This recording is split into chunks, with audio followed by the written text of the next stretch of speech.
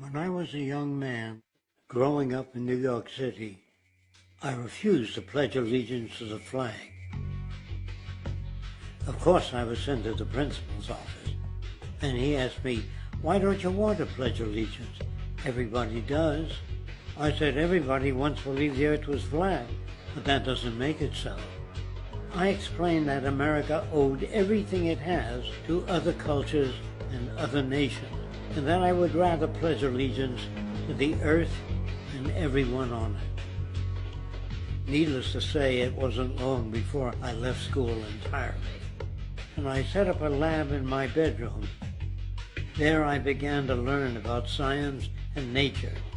I realized then that the universe is governed by laws, and that the human being, along with society itself, was not exempt from these laws.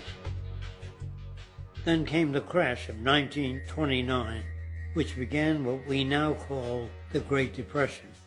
I found it difficult to understand why millions were out of work, homeless, starving, while all the factories were sitting there.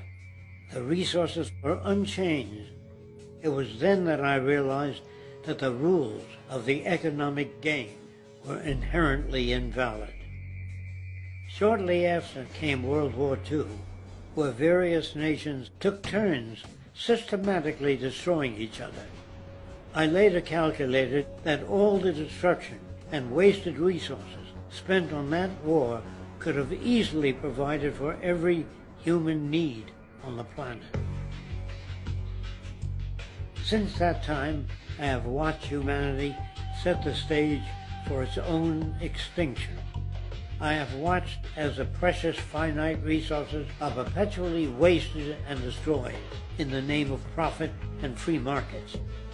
I have watched the social values of society be reduced into a base artificiality of materialism and mindless consumption. And I have watched as the monetary powers control the political structure of supposedly free societies. I'm 94 years old now, and I'm afraid my disposition is the same as it was 75 years ago. This shit's got to go.